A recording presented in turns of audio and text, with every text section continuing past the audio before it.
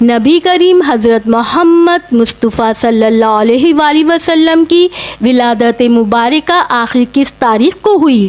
کیا 12 ربیع الاول واقعی آپ صلی اللہ علیہ وآلہ وسلم کی ولادت کا دن ہے، یا 8، 9 یا 17 ربیع الاول؟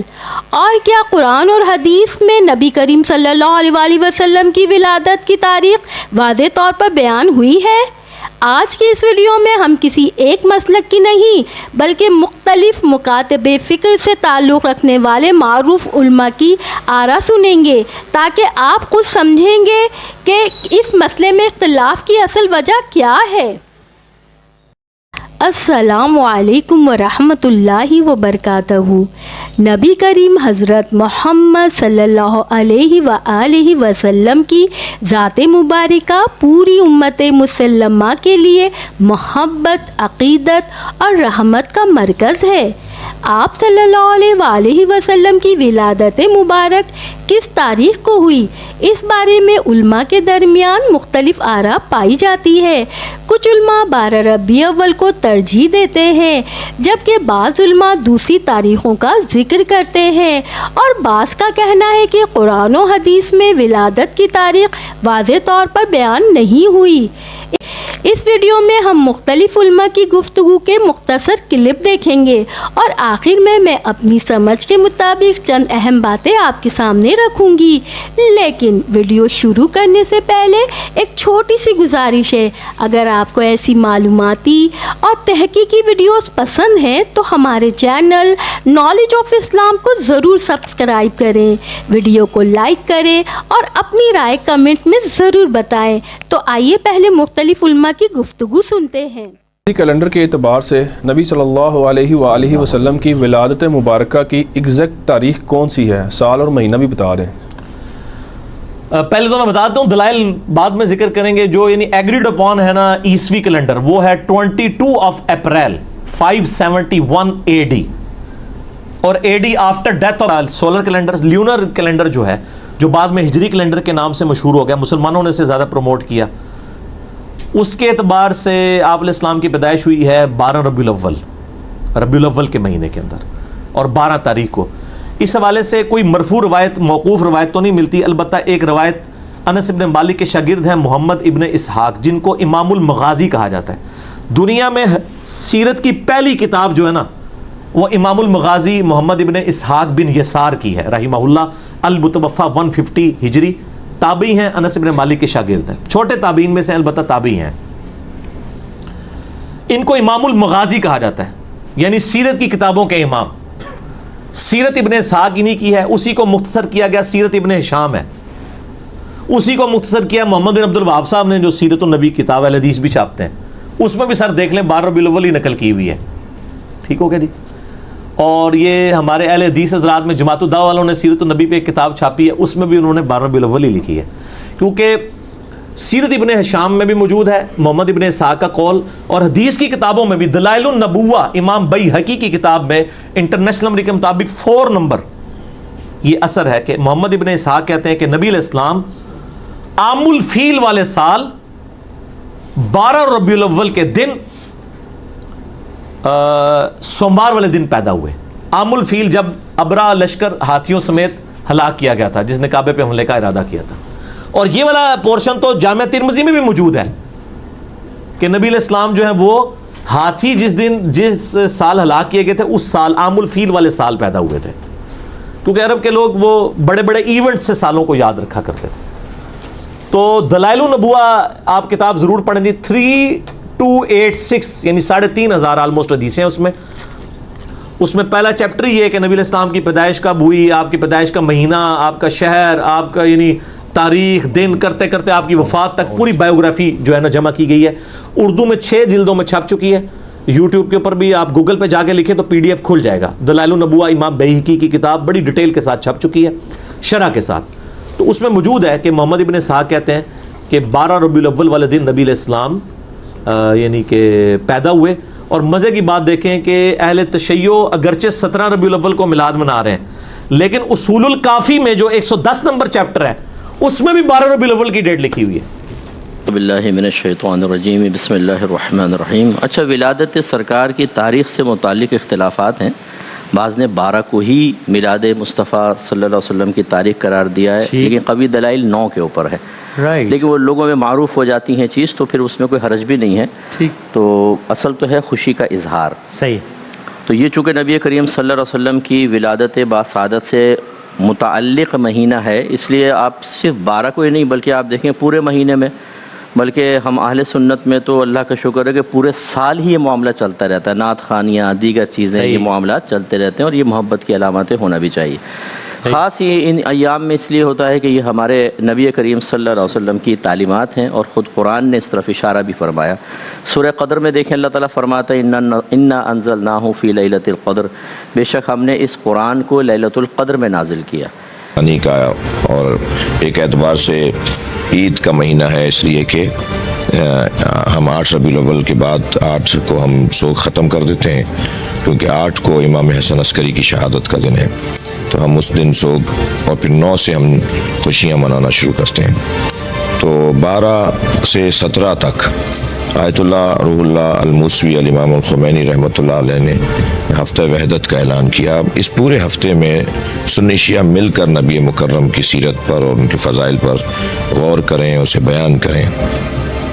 جہاں تک تاریخوں کا مسئلہ ہے کہ 17 کو شیعہ ولادت کا دن مانتے ہیں اور 12 کو اہل سنت مانتے ہیں، میں کہتا ہوں یہ کوئی خاص اختلاف نہیں ہے، بلکہ اس کو اچھا سمجھا جائے، اس کو حسن کے طور پہ لیا جائے۔ یہ دونوں تاریخیں ہماری 12 ربیع الاول نہ تو رسول اللہ صلی اللہ علیہ وسلم کی پیدائش کا دن ہے اور نہ ہی آپ کی وفات کا دن ہے۔ اس دن کا اسلام میں کوئی سرے سے سر پاؤں ہے ہی نہیں، سمجھ رہے ہیں؟ کچھ بھی نہیں ہے یہ۔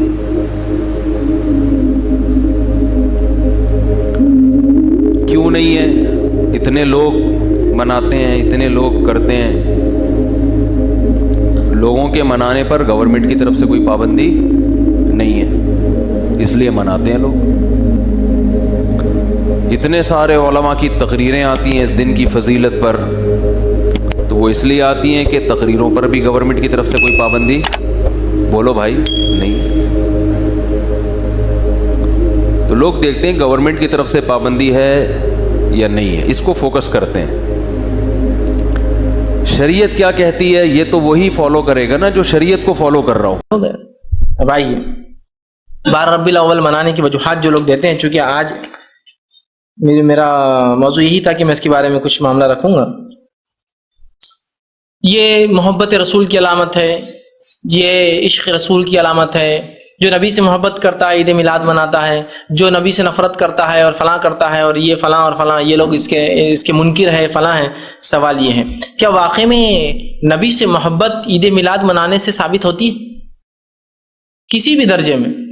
دیکھیے، سب سے پہلے اس سے پہلے کہ موضوع پہ آگے جاؤں، میں یہ بات کی وضاحت کرنا چاہتا ہوں کہ نبی اکرم صلی اللہ علیہ وسلم کی پیدائش کی خوشی ہمیں بھی ہے، ہم اس خوشی کے منکر نہیں ہیں، ہمیں بھی اس پیدائش کی خوشی ہے، لیکن وہ خوشی اور ہمارے غم شریعت کے تابع ہے پورے۔